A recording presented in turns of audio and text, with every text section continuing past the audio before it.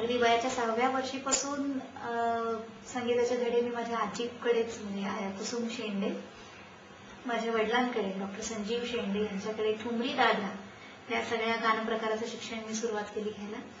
खूप सुरेख विचार माझ्या गुरूंनी मला दिला तो म्हणजे की गाणं हे स्वतः करता तर असतंच, स्वतःचा आनंद त्याच्यात मिळाल्याशिवाय तुम्ही दुसऱ्यांना देऊ शकत नाही. पण केवळ मी माझं ज्ञान आज लोकांसमोर दाखवण्याच्या उद्देशाने जर का तू स्टेजवर चढलीस तर ते मान्य नव्हतं आमच्याकडे कोणाला. तो आनंद पोहोचवला पाहिजे लोकांपर्यंत हा मूळ उद्देश लक्षात ठेवूनच स्टेजवरची पायरी चढायची. ती सेवा घडावी आयुष्यात शेवटपर्यंत अशी इच्छा आहे नक्की. कुठे स्पर्धा नको हे खरंच मत माझ्या आजीचं होतं, वडिलांचं होतंच आणि त्यातून वीणाताईंचं सुद्धा होतं. वीणाताईंकडे मी वयाच्या 12व्या वर्षीपासून शिकायला लागले वीणाशास्त्रबुद्ध्यांकडे आणि अहोभाग्य माझं की अशा गुरु लाभल्या, त्यांच्याकडून इतकं ज्ञान मला मिळालं. मैफिल कशी गाजवायला हवी, मैफिलीमधले काय असे इनपुट्स हवेत की जे तू अभिजात पद्धतीनेच कुठेही सवंगपणा न आणता तरी लोकांना पटवून दिले पाहिजेस. तराणे गाताना जो उष्ण अवसर आपण आणतो ना तर ते मला वीणाताईंकडून शिकायला मिळालं. तोम तनन दे राणी राणी तोम तनन दे राणी राणी राणी राणी राणी राणी राणी राणी तोम तनन दे राणी राणी तोम. ही जी आक्रमकता आहे आणि तरी पण ती कुठेही अंगावर आली असं वाटतं नाही कामा, पण त्या तराण्याला पोचला न्याय देणं. माझ्या आजीच्या 61च्या निमित्ताने मी पहिल्यांदा लोकांसमोर गायले. राग बागेश्री गायले होते मी तेव्हा आणि त्याच्यानंतर एक नाट्य गेली. विष्णू दिगंबर पलुसकर जयंती समारोहामध्ये जेव्हा मला पहिला कॉन्सर्ट, अगदी खरा जाहीर कॉन्सर्ट जो म्हणतात तो मला करायची संधी मिळाली 1992 साली आणि तोडी राग मी गायला होता आणि त्याच्यात ती आधीचीच बंदिश मी गायली होती. सुंदर रूप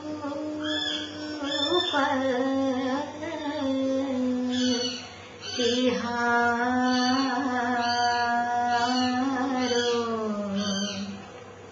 श्याम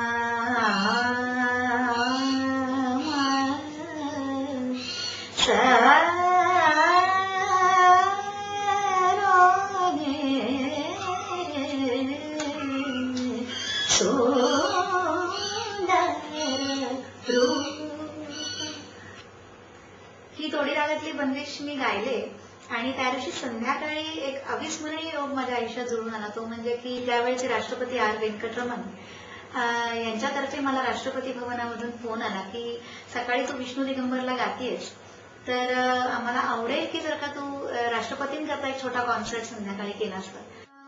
मला आठवतंय की मैफिली करताना सुद्धा त्याच्यामध्ये की मैफिलीच करत राहिली आणि कुठेतरी विचार मागे पडतोय असं न होता ती व्यवस्थित गॅप साधत गेले मी.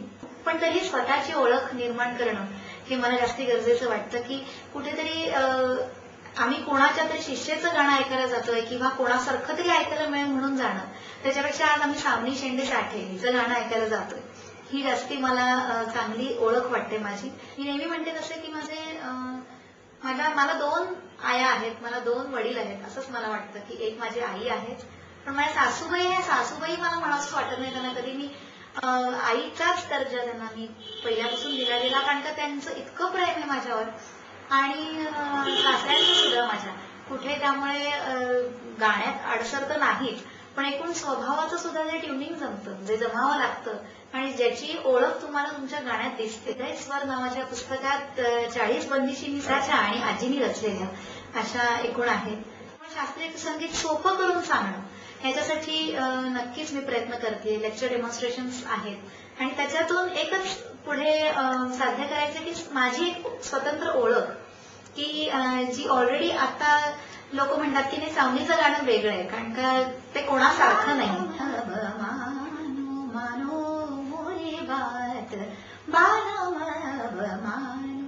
इतनी बिनती करता हूँ पैया परता हूँ तू काळे माने मानो मानो मोरे बात. ई सकाळसाठी सुभाष इनामदार, पुणे.